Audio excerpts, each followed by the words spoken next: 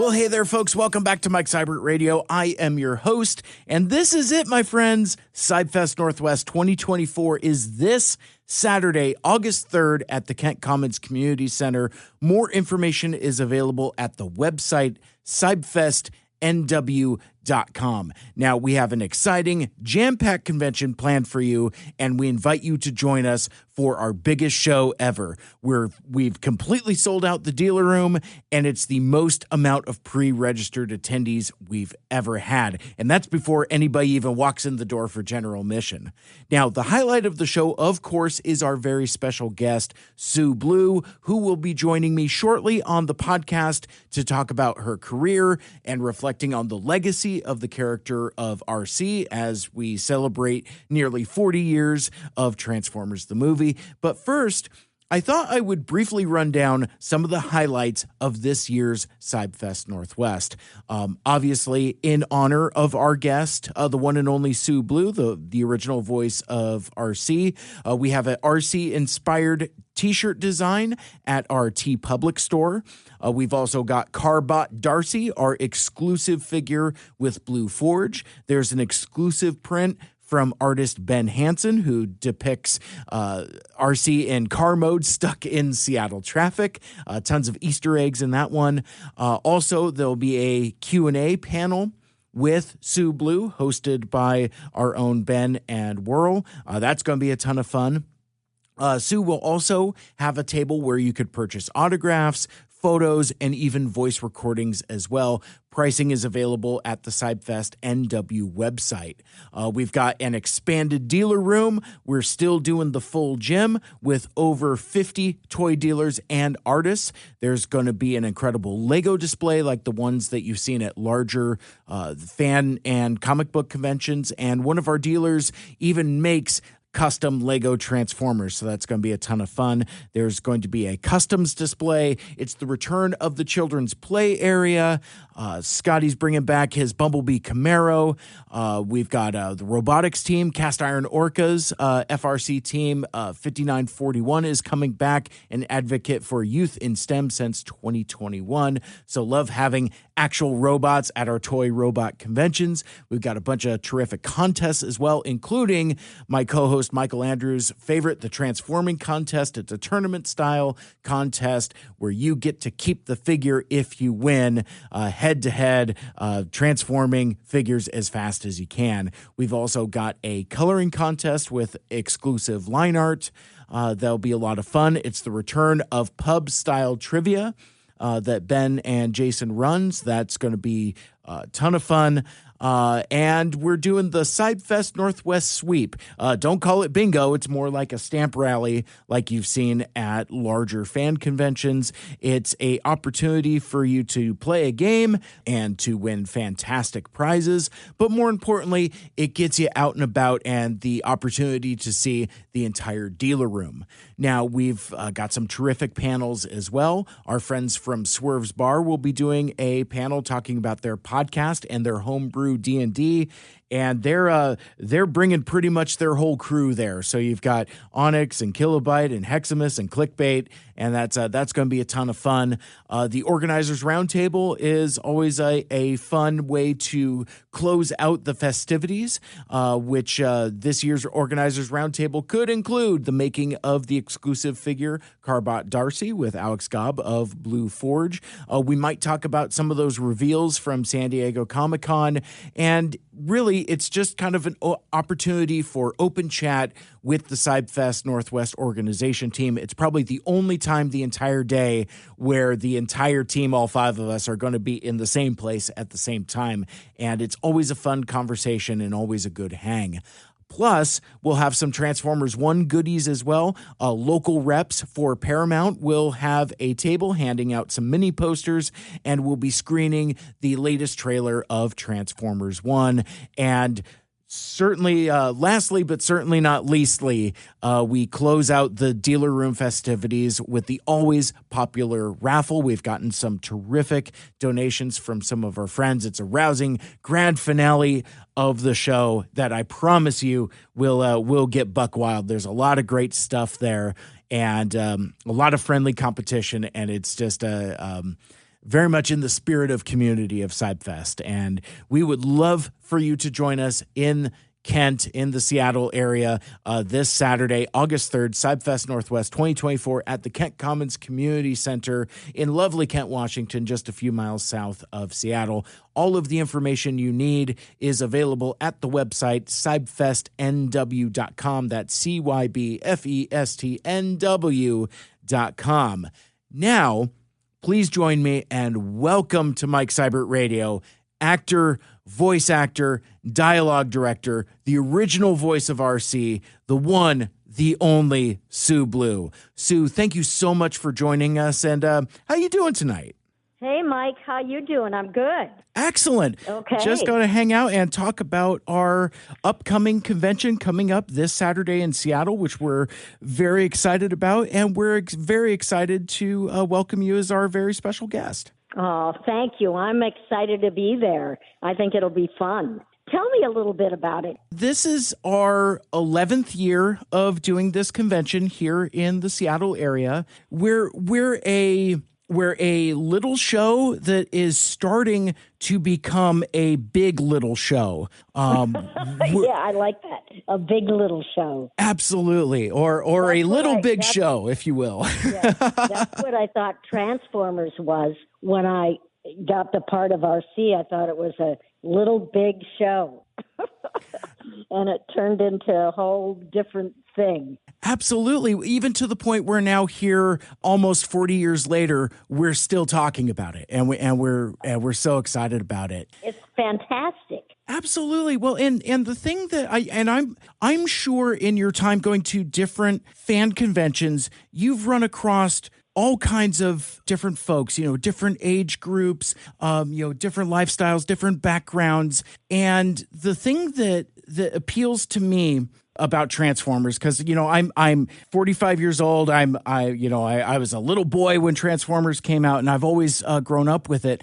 But the thing that I delight in being a fan of Transformers now here today is to see the delight and fandom of folks that don't look like me. Right. Young girls, young women, folks in the LGBTQ plus community. Yes. It's and it makes me so happy that Transformers, which is a franchise and a brand based on change, has been able to cultivate this fandom that moves so far beyond folks that just look like me. If that makes any sense. Yeah, totally. Yeah, it's unbelievable. It's grown. It's just transitioned and evolved, and it's amazing. I don't do a lot of these, but I enjoy doing them. I just don't do that many a year, I like to kind of keep myself, I like it special when I do it. You know what I'm saying? I do. In fact, that was,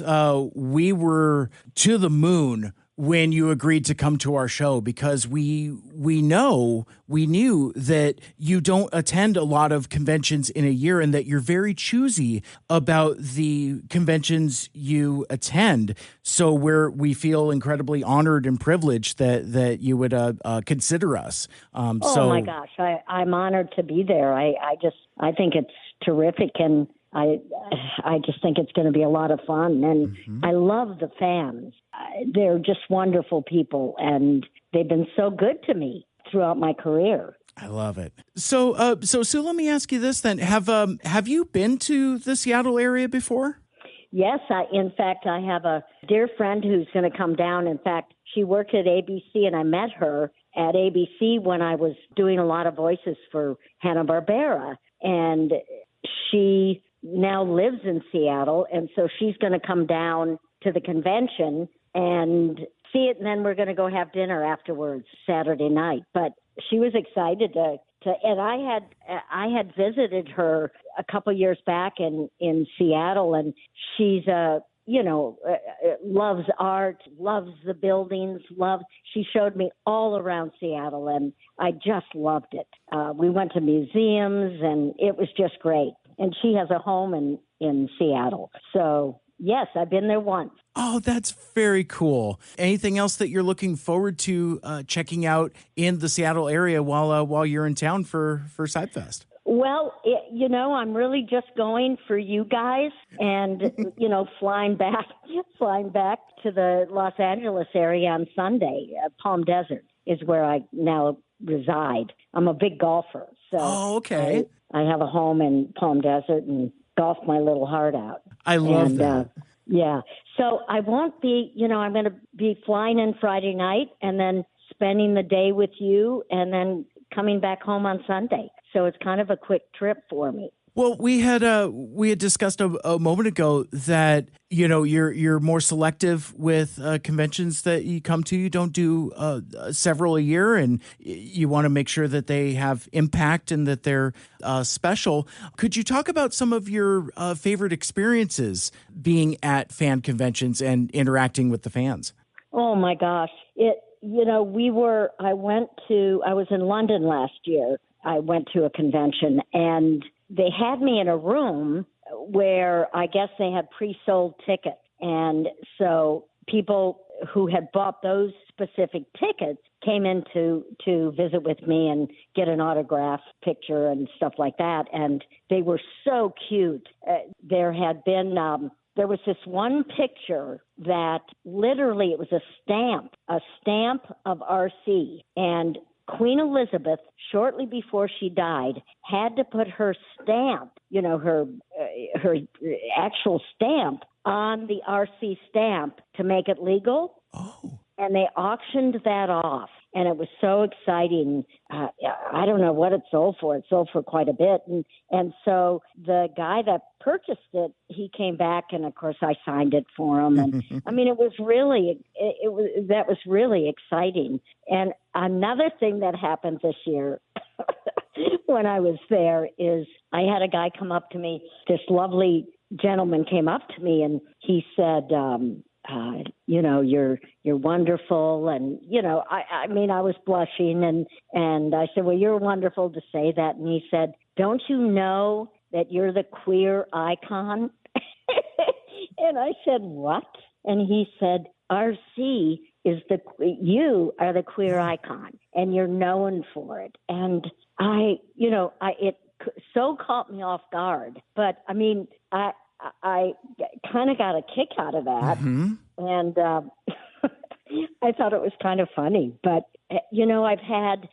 there was one convention I was at, I think it was in New York, it was in New Jersey, the convention in New Jersey, right across the river from New York City. And a woman had come up to me and she said, I was in the hospital. I had a lung transplant after COVID. And she said, my husband brought over all of your videos, Transformers and other videos that you've been in. And she said, you just made it so much easier for me to get through this. And, I really welled up. I mean, I was so taken back by that.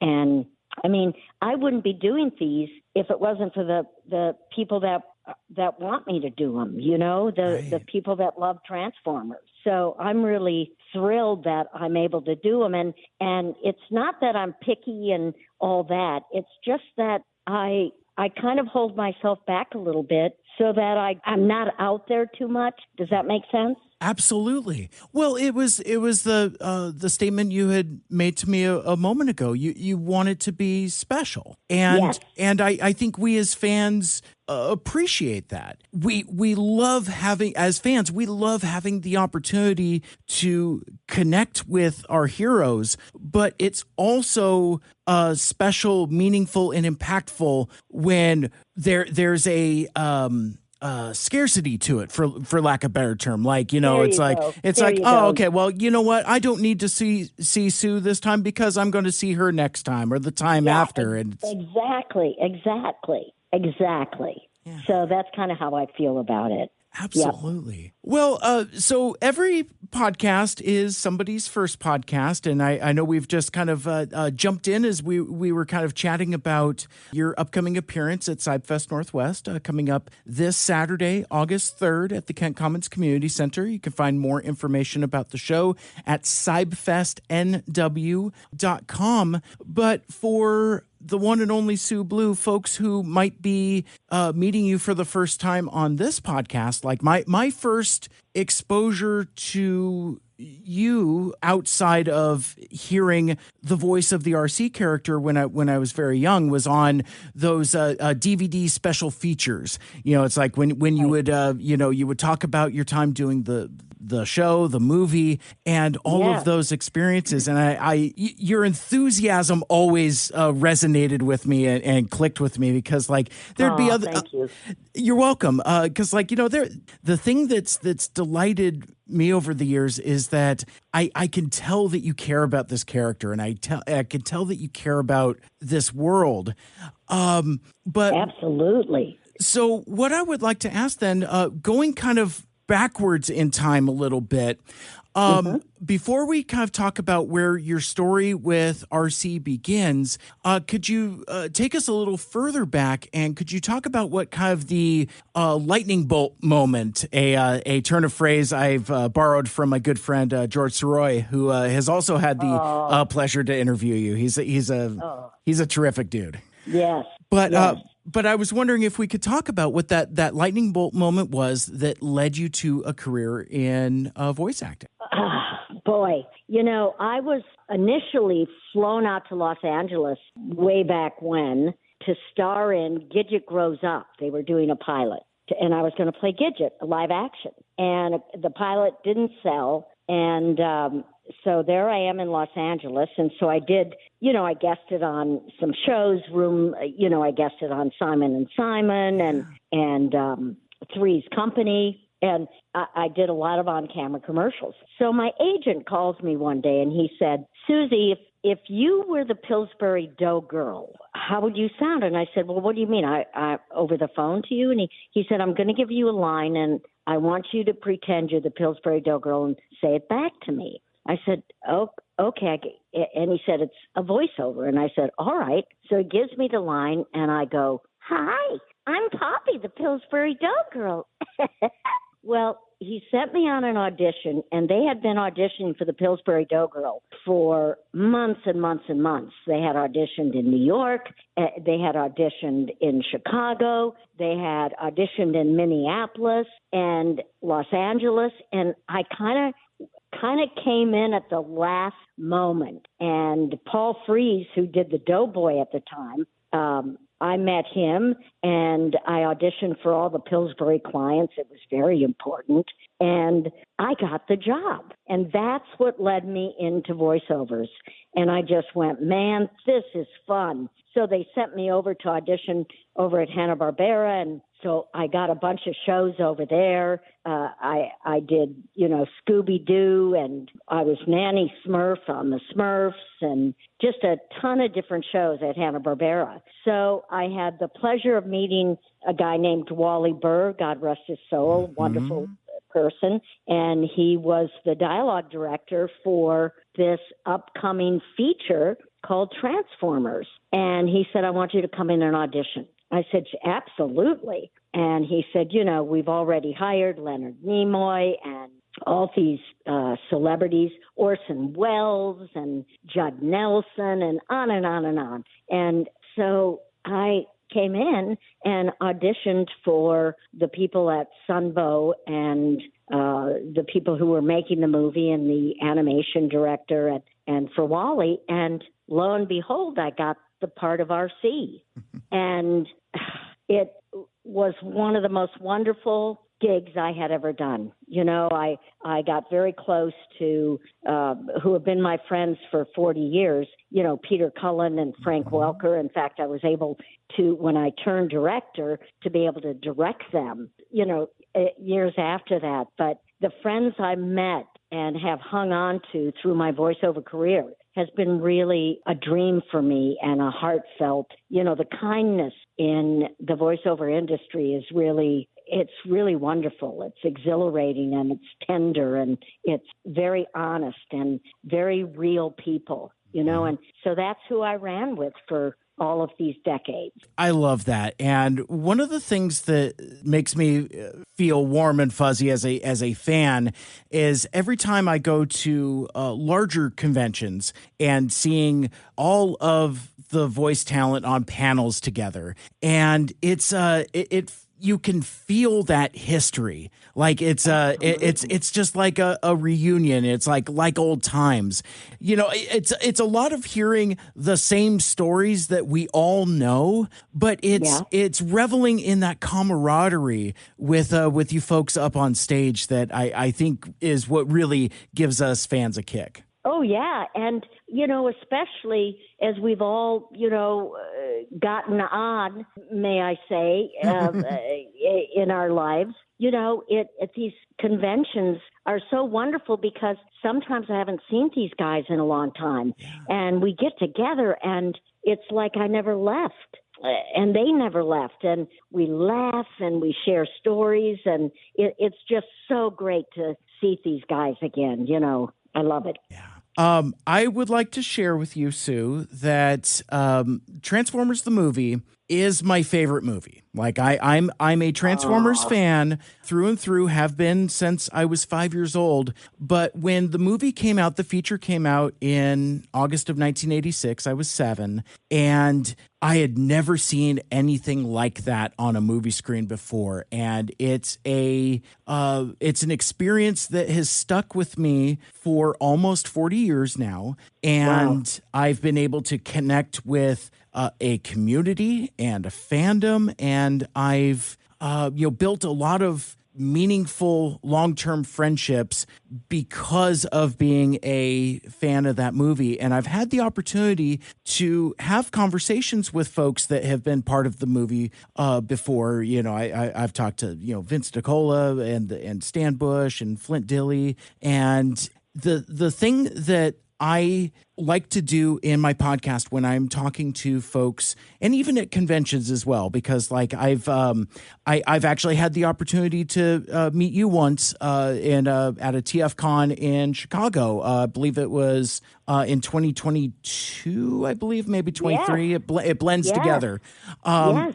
But like the thing that I is important to me is from a fan perspective to just shake someone's hand, look them in the eye, and obviously we're talking on the phone here, so it's virtual, but just to say thank you for being a part of this thing that means so much to me and that means so much to so many others as well. So before I went any further, because I know we're going to talk about Arcee a little bit, but I just wanted to say personally from me to you, thank you for being a part of the thing that means so much to me. Oh my gosh. Well, you're a purist. I always call people who say their very favorite Transformer movie was the very first one. Mm-hmm. And I say, you're a purist. I mean, that's where it started. Yeah, I appreciate that. And when I saw the Arcee character, I was immediately taken by her. It's like all the other characters are very exciting as well. You've got Hot Rod, the young hotshot. You've got, Cup, the grizzled veteran, and, all of the other new characters that was introduced in that film. But the thing that stuck with me about Arcee, and keeping in mind that I was also a fan of G.I. Joe at the time as well. So very cool. I think there was something about that era of kids animation, or specifically boys animation, focused to young boys, that highlighted strong, capable female characters. Yeah, I really think that was the start in animation of strong women. Mm-hmm.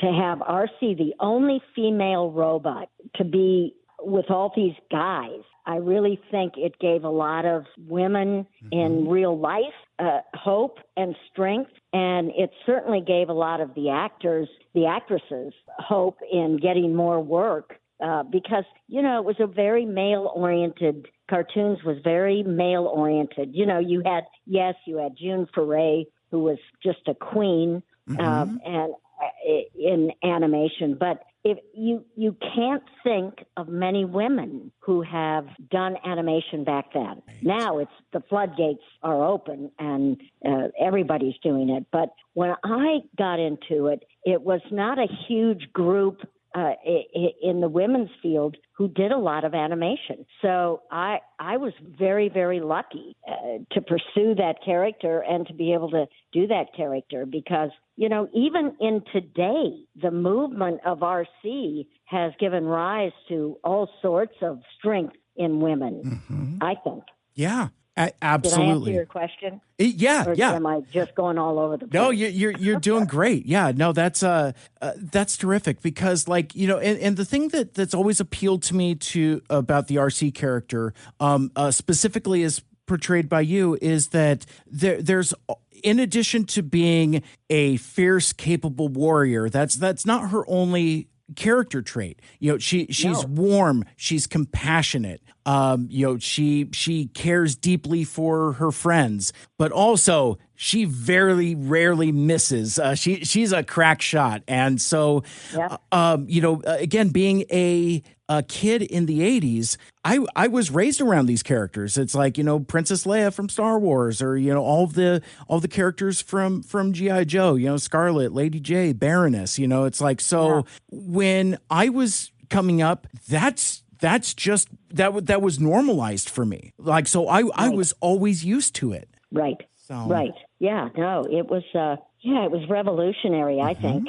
So obviously your performance as Arcee and other characters is iconic in front of the mic, but as a lot of fans coming up now might actually be more familiar with your work behind the mic and your work as a dialogue director. Absolutely. So I was wondering if we could talk about that and kind of, is that a common path to go from voice talent to dialogue directing and voice directing and casting and that type of thing? I and I'm not sounding my own horn, believe me. I'm humble and I'm grateful for anything that happened to me in my career life. But I was one of the first people that did that. Now everybody's doing it. A lot of people, a lot of actors want to direct. And I had worked with all the directors in town. I had worked with Gordon Hunt and Wally Burr and Ginny McSwain and Andrea Romano and blah, blah, blah, blah, blah. And I went, you know what? I want to do this. And I knew, I stole with love the aspects of their directing that I liked. And I was able to create my own rhythm and my own way of directing. And I just knew I could do it because I had worked with everybody. And I was just yearning to be able to conduct the track.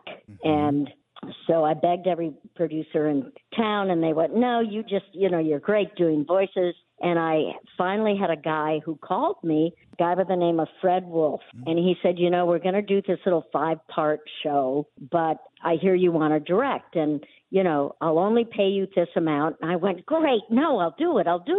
And it was a little show called Teenage Mutant Ninja Turtles. And that was my first introduction to directing. And, of course, I ended up directing that show for like 8 years.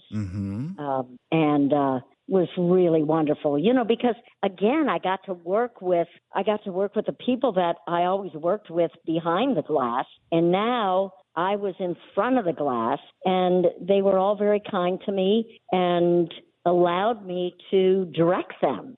And I, being an actor, I knew what not to do with them, and I knew what I could do. And my job was to keep them happy, find the best performances I could, and yet keep all of the, I call them suits, all of the suits behind me, all of the important people behind me happy. So, that was my job, and I loved it. And it just pole vaulted. I was thinking of, I was up in Vancouver, I directed, and I wish I could remember what installment it was, but it was 26 episodes of G.I. Joe that I directed, and I can't remember what that particular show was called because there's been a lot of them. Yeah. But that was one of the shows that I was able to direct, and I did that up in Vancouver. And then, of course, was brought up to Vancouver to do Beast Wars, to direct Beast Wars. And, boy, that was fun. That was great. And I loved my Canadian crew. I love that. Well, and when you were talking about Beast Wars, one of the talents that we've had at CybFest, Mr. David K himself, Megatron. Oh, my gosh. And he is an absolute delight to chat and meet with him in person. He's an absolute treasure. Isn't he something? And he was on in Beast Wars, of course, he was Megatron, and Gary Chalk was Optimus Prime. Mm-hmm. Well, then I directed Transformers in Los Angeles after that, and David K. became Optimus Prime. Did you know that? I did, actually, yeah. And in fact, if I am not mistaken, to this day, David K. is still the only actor who has portrayed both Optimus Prime and Megatron. Yeah. At that time, too, it was Corey Burton who did Megatron. Mm-hmm. Yeah, and we're obviously talking about the iconic Transformers animated, which is actually why I wanted to talk to you about next. So for my podcast, myself and my co-host Michael Andrews, who is also a fellow Minnesotan, he wanted to make sure I called that out. Tell him I love him already. And I might have to send you some audio samples of our podcast, because he has a what I would consider to be very warm and genuine and delightful Minnesotan accent. Don't tell him I said that. No. Oh, that's so cute. That's great. He's yeah, for sure. So he had a couple questions for you regarding Transformers Animated as we're kind of doing our episode by episode watch through. He asked, is it a unique situation to do voice casting for a TV show and also voice a character like you did in Transformers Animated when you returned to the Arcee character? Okay. This is interesting because when I became a dialogue director, I said, I'm not going to take work away from my women's actress friends. I'm not going to take work away from them. I will direct a show, and I will direct. That was it. Well, and I did that throughout my career. And then when Transformers Animated came up, we were halfway through it. I don't remember what episode. And so the producer took me aside and he said, look, I know you don't believe in working as an actor when you're dialogue directing, but we want you to do Arcee. And I went, oh, God, really? And, he said, please, we would love for you to do it. And I said, okay, I'd love to do it. And that's how I got to do Arcee in a show that I was directing. So they all directed me when I got in the booth. Oh, okay. And I did all, I directed everybody, sent them home, and then I got in the booth at the end of the session and did my scene. Mm-hmm. Yeah, it was great. And then the animation director and the producer and they loved directing me. It was fun. Mm-hmm. Absolutely. So that's how that came about. So that kind of answers the next question I was going to ask, because he had asked if it was always planned that you would return to the role of Arcee for animated, or was it, or when in the process was that decided. But it sounded like something they must have come up later then. I think so. I mean, I think when they did the Bible for the animated series, I think she was probably mentioned, but the script, I never, I would get a script a week before, and then I would homework the script vigorously and then go in and direct it. And whether it, I never asked them whether it was in the pipeline before the show, before the scripts were even written, but they kind of threw it on me. Gotcha. Well, so that being said, one, to speak on that iteration of Arcee in Transformers Animated, you bring a warmth and tenderness to that version of Arcee that is, because of the storyline, is absolutely heart-wrenching. And it reminded me a bit of the role of Transmutate from Beast Wars. I felt a lot of connectivity there in like the innocence and the heartache in there. Yes. That's right. I did Transmutate, didn't I? Yeah. Up in Canada. Yeah. Same, I wanted to always keep her vulnerable. And because she was such a strong character that I thought her vulnerability had to show. Yeah. And that's kind of what I worked on was, the woman behind the heroine. Yeah. And as it went on, and as the TV series went on, I was able to make the transitions with her all throughout I think we did, 65 episodes of it? Something like that, yeah. Boy, I'd love to see that episode, though. I haven't watched, I've never seen that one episode that I was in Transformers Animated. I'd love to see that.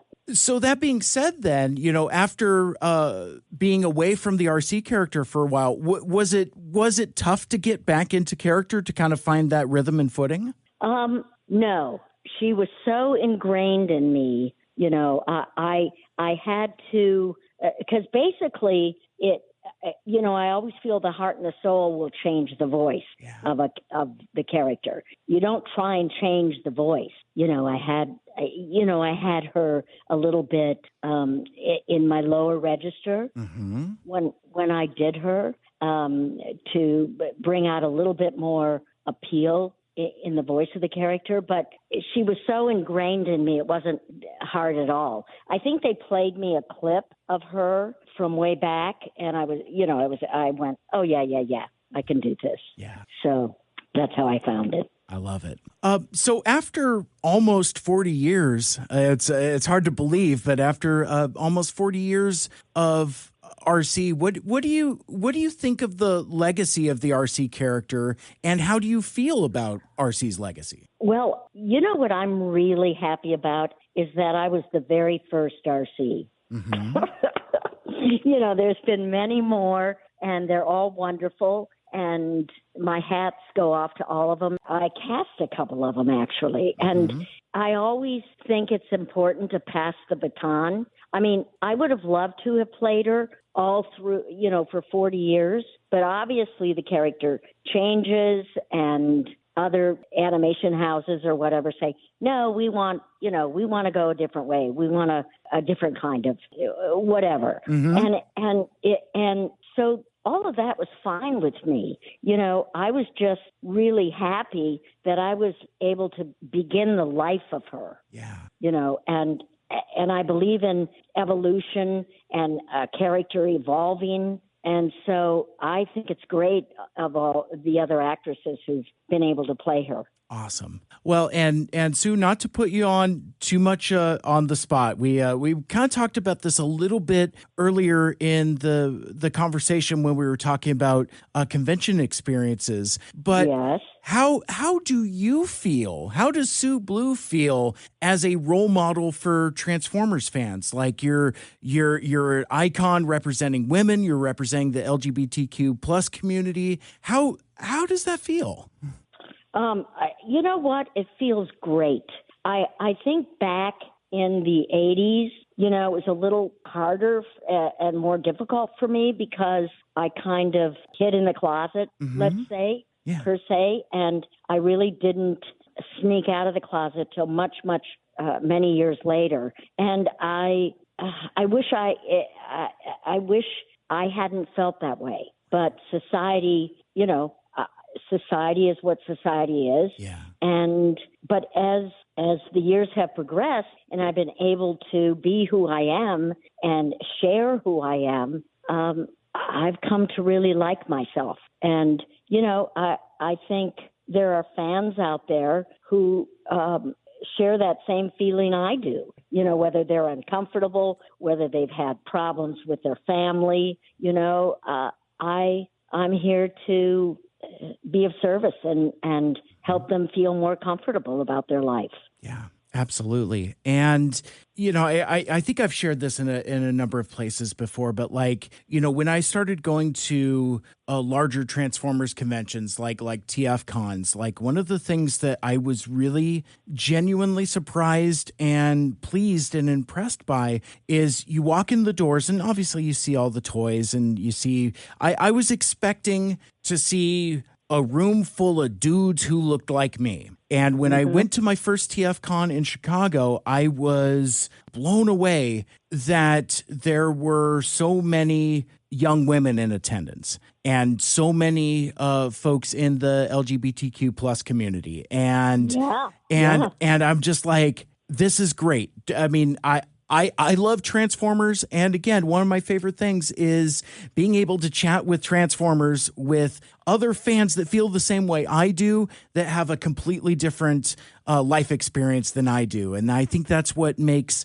our Transformers fan community so special and so important. Yep. Boy, I'll button that. I love it. I love it. Well, Sue, as we get closer to wrapping up, I have another question for you, and switching gears entirely from Transformers for just a moment. But did you know, because, I know you've attended Transformers fan conventions, but did you know that there are many Transformers fans that are also Friday the 13th fans? I didn't know that. And was it in London or was it New Jersey?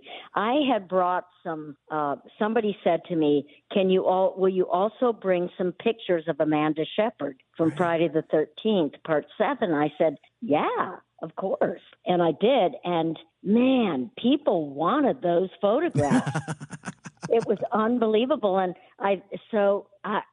I'll bring some if you want me to. I mean, if you think some fans would like some. I can count at least a few, including myself.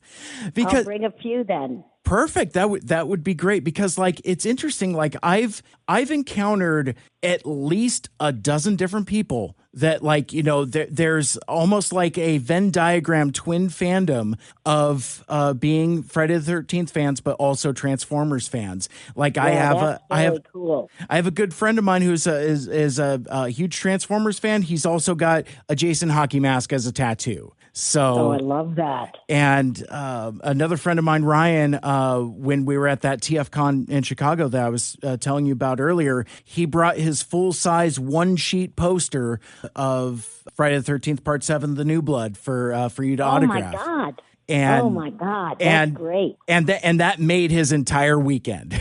That's fabulous. So it's... Yeah, I have a great photo. You can tell your friend who's got the tattoo.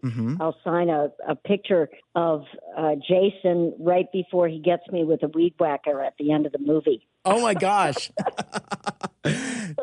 That's terrific. And it was interesting for me, like as a, when you're experiencing movies and films and TV as a kid, you don't quite know who's who, that type of thing. So it's like, right. I saw that movie probably way too young that was appropriate for me, but like there was something as I was watching it and seeing your character, I was like, I know that voice. I know that is somebody that I know, but it wasn't until, it wasn't later that I was able to associate it. I'm like, oh my gosh.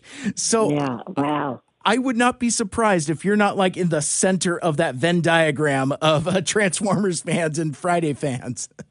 Yeah. Oh, good. Oh, that's great. That's great. But have you been to like horror conventions or have as no, they have asked me to do it, but I would have, but I was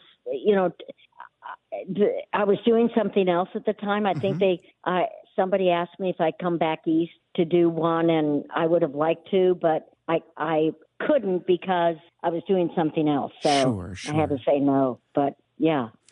Gotcha. Well, I had to share that experience with you because it's like, every time I connect with more fans and new fans, and it's like, and it's not always talking about you, it's just like there is something about those movies and that appeals to the same fans that appeals to Transformers. And I'm not, being a fan of both, I'm not even sure if I could intellectually articulate where the crossover is, but I just know that there's a lot of us that are fans of both. It's quite something. That's great. That's great. I love that. That was the last on-camera job I did. And I had been asked to do another one. And at the time I was directing Teenage Mutant Ninja Turtles. And it was really, it was when I had made the decision, am I going to be an on-camera actor or am I going to be an animation voice actor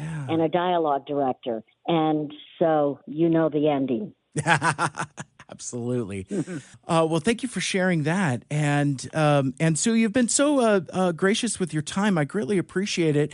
Do you have a couple more minutes for some questions from fans that have submitted them for me? Yes, of course. Cool. All right. Well, first I have a question from Jeremy who asks, what do you think of the recent versions of Arcee? The recent versions of Arcee, I think they're great. You know, like I had mentioned to you before, a character, and as we in life evolve as a human being, I think the character of Arcee evolves.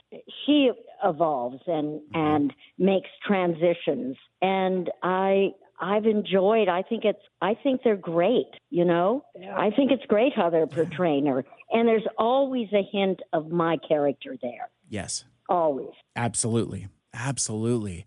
This next question comes from Shane DePayne. He asks, this might be an uncreative question, LOL, but I wonder what Sue's favorite role is. Arcee and Transformers. Absolutely. Absolutely. I mean, I love all the characters I've played. You know, I love Flim Flam and Scooby-Doo and Nanny Smurf. But it's just the impact that Arcee has, and I just loved doing her. Mm-hmm. Yeah, I think definitely Arcee is my favorite. I love that. Ask him what his favorite is when he calls you again. Absolutely. Yeah, I'll put that out on the social media, and I'll see if I can get an answer for you by Saturday at CybFest. Okay, good. I'll follow up with you. Interesting too. You can. Who is the first question by? His name's Jeremy. Jeremy. And you can tell Jeremy, it's really interesting because I had a friend call me the other day. They had looked up my character, and there's there was a vote. Which Arcee do you like the best? Oh. And they named all of these. Yeah, and so I Googled it just to see, and I was very pleased that I was number one. Hey, you can't beat the original. No, you can't beat the original. So I was glad that I still had a little life in the old girl. I love hearing that. That's terrific. So this question here is from my good friend Anthony Bricali from TFU.info. He says, ask her about her live action work. She was on Three's Company and Kojak, and she was in a TV special in 1976 attempting to do a live action Archie show, which I did not know until he told me that. Yeah. Jimmy Comack, who did Welcome Back, Kotter, he was the producer, and it was on ABC. I did two pilots, and they were both an hour long for ABC, and I played Midge, who was Moose's girlfriend. Oh, yeah, okay. And they so wanted the series to go, but it didn't sell, I guess, as a series. But yeah, I did two different movies for ABC where I played Midge. Gotcha. Yeah. Wait, so it was two separate pilots for the same show? It was two separate pilots for the same show. Oh, interesting. They came back the next, isn't it? They really wanted to sell it, and they wanted to buy a half hour. And Jimmy Comack said, no, it has to be an hour. And so ABC passed on it. If it would have been a half hour show, it would have been sold. It would have, been great. Interesting. See, now I kind of want that because that sounds like something that would be a lot of fun. Yeah, it was. And kind of as we get closer to closing out, I had shared and talked about my fandom of Transformers the movie, and I've seen you at conventions before, and I've heard you tell a number of stories. But I was wondering for our audience here, what is your favorite story to tell from the production of the Transformers the movie? When I came to do my show, they recorded us all separately. Now, on the TV series, they recorded us all together. So we were all in the same room, and that was fun. But for the film, Wally Burr had us come in individually. So it was time for me to come in, and I'm sitting in the lobby ready to go in and do my lines. And I was there half a day. I mean, as little as I spoke in that movie, they really worked me. Yeah. And as I'm going into the room to record, Orson Welles is coming out. And I just couldn't believe I was seeing Orson Welles. And, he said, "And what are you playing in the movie?" And I said, "Well, I'm playing Arcee." "Oh, that's a very good role." He probably never read the script. Maybe he did. But, Right. he was so kind to me. And it was just unbelievable that I got to meet Orson Welles. Yeah. And cut to, I finish my session. I come out of the booth, and there is Leonard Nimoy sitting there. Cut 2 years later, I directed him in a show that Steven Spielberg did called American Invasion. Oh, And it was a yes. summer that I directed that show, and Leonard was in it. I think it's called American Invasion, and it was 13 episodes, and yeah, I mean, it was really fun meeting these guys, and then I was able to direct Judd Nelson years later, and we were talking Transformers. And so, I mean, Transformers has just been in my heart and soul all along in my career. That's kind of my favorite remembrance of starting the film. I love it. And the series we were talking about is Invasion America. Invasion America. That's right. Yeah, I had it backwards. Me too. It's like, but as soon as you said it, it clicked. And I'm just like, oh, well, let me look this up and double check just to make sure. But yeah. And it was such a great show. Mm-hmm. They used it as a summer replacement. Right. And Steven Spielberg, he was off doing Private Ryan. Mm-hmm. And so he was never there, but, all the other people were involved. It was fun. That was a big show I directed. Yeah. See, now I want to go check that out, see if I can find it on streaming somewhere, or maybe pick up a DVD or something. Because now I remember it, but I don't. I have watched it since it was on. So now you got me the itch, Sue. I want to go find that. Yeah, and Robert Urich was in that. He's passed quite a number of years ago, and he was wonderful. I mean, we had some big stars in that show. It was great. Well, Sue, before we let you go, and again, I want to remind folks that you can come and meet the one and only Sue Blue at CybFest Northwest coming up this Saturday, August the 3rd, at the Kent Commons Community Center in lovely Kent, Washington, just a few miles south of Seattle. All of the information about tickets and times can be found at the website cybfestnw.com. That's cybfestnw.com. And Sue, before we part ways for now, do you have any other projects that you're either currently working on or anything upcoming that you would like to chat about and or promote? Well, I did a show called Lost in Oz, but it was a fabulous show. It was a takeoff on The Wizard of Oz, and it won the Emmy, and I was so happy about that. And I had said, you know what, now I'm going to rest a while. And that's when I moved to Palm Desert. And I still come in and guest on a few shows and stuff like that. But I'm mainly trying to be now a professional golfer. I'm just kidding. You had me going there for a sec because I know that you're a golf enthusiast. So I was like, yeah. That's amazing. But it's funny because my agent called me the other day and said, some people have asked about you, and would you be interested in interviewing for this particular animation show? And I said, they know my work, and I'm not being stuck up or anything like that. Right. I said, I said, Donna, if they offer me this amount of money, they just give me the show, I will do it. And that's kind of, where I am right now. Like I said, I've kind of given the baton up to some of my younger friends, and life is great. But I come back and guest on the show every now and then. I did. I was brought in to do a Teenage Mutant Ninja Turtles last year, and that was fun. And I just, I certainly will still direct, but it's just got to be the right project and the right circumstances. I understand that. That makes sense. I've earned that. Absolutely. So one of the questions I like to ask creative folks, whether they be writers or voice talent, directors, other podcasters, is I always like to ask folks what advice you would give to folks looking to pursue their own creative interests, pursuing their own passions. What kind of advice would you have for folks that might be listening? I would say keep the passion going. People who work a lot because they work a lot. Does that make sense? Not only does that make sense, but I love that. That is a terrific mantra. That's so fun. People who work a lot because they work a lot.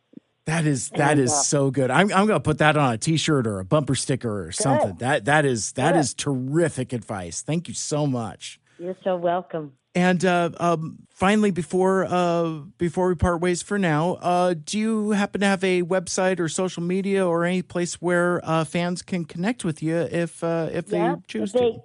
They can connect with me on Facebook. Perfect. I'll have a link to that up in the show notes for folks to click on. But obviously, most importantly, you want to come out to Kent, Washington. You want to come out to CybFest Northwest 2024 and meet the one and only Sue Blue. She'll have stuff available to autograph. I believe you're doing pictures, selfies, and the like. I will be doing it for you guys, the fans. So come on out. I'd love to meet you. The one and only Sue Blue. Thank you so much for being on the show today. We greatly appreciate it. Oh, Mike, thank you. And I'll see you Saturday.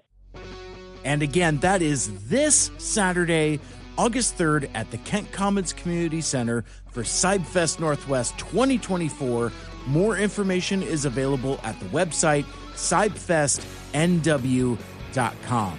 That will wrap things up for this episode. Thank you so much for listening and for hanging out with us. If you want more Mike Seibert Radio podcast, be sure and subscribe on Apple Podcasts, Spotify, or wherever the heck else you listen to your podcasts. And for even more Transformers content, check out our other show, Two Mikes, Two Furious Animated Transformers, where Michael Andrews and I review Transformers Animated one episode at a time. Like, share, rate, and review the show. Let us know what you like and what you'd like to hear more of in the future. For my guest, the one and only Sue Blue, my name is Mike. This has been Mike Seibert Radio. And until next time, tell all our one, make good choices. We will see you at CybFest Northwest 2024. Mike Seibert Radio is recorded in Seattle, Washington. Our original theme song is written and performed by Lucia Fasano. Get her music on all streaming platforms like Spotify and Apple Music. Check out her Instagram at Lucia_Fasano. Our closing theme is A Nice Place to Visit by These Young Fools, used with permission from Michael Geissler. Check out Michael's website, bytormusic.com. Special thanks to Andy Lita for our logos and graphic design. He is at GoGoAndyRobo on Twitter. Become a Mike Cybertronian and join the MSRP Friends and Fans Facebook group. And you can follow me on most of the social medias. I'm at Mike Seibert Radio on Twitter, Facebook, Instagram, and occasionally Blue Sky. Check out our YouTube channel for even more videos and subscribe so you never miss a show. Want to be a guest on the show? Send me an email, MikeSeibertRadio@gmail.com.